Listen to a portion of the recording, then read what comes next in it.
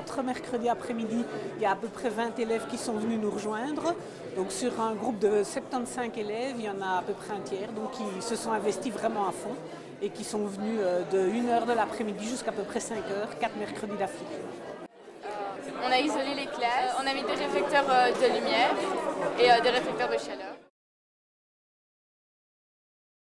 Alors c'était pas très compliqué, on leur a dit qu'il y avait une possibilité de pouvoir venir expliquer après tout ce qu'ils avaient réalisé à des personnes aux sciences infuses justement, et je crois que c'est une simulation et une motivation qui leur a permis de se dire mais là il faut qu'on s'investisse.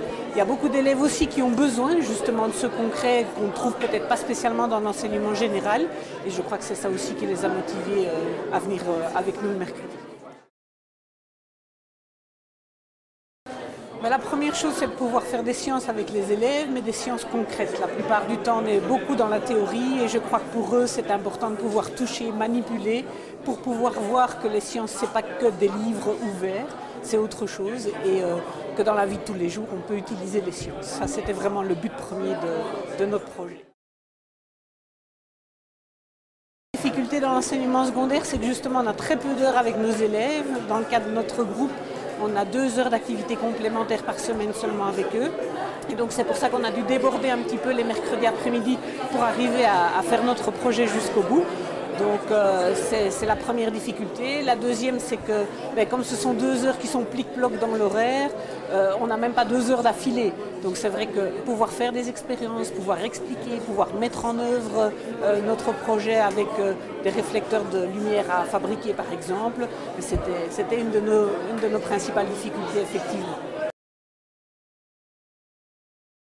Je crois qu'une des premières facilités qu'on ait eues, c'est que les sciences infuses, que l'UCL nous soutiennent dans notre projet. Ça, c'est aussi un élément très important parce qu'on est un petit peu seul dans l'enseignement. On est 2 professeurs à gérer nos groupes de 75 élèves.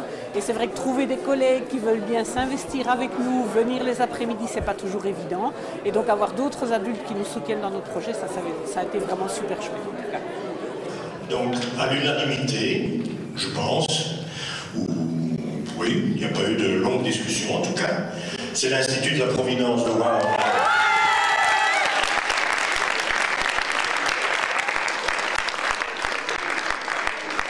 Alors, ce qui vaut à l'Institut de la Providence le premier prix, c'est essentiellement 3 qualités, mais sans doute pas rien que celle-là, mais les trois plus grandes. C'est un lien fort avec le référentiel des compétences de l'enseignement. 2, une communication simple et efficace. Oula, ça c'est très important, simple et efficace. Et 3, des objectifs bien ciblés et la réalisation pratique de ce qui a été analysé. Voilà, bravo à eux.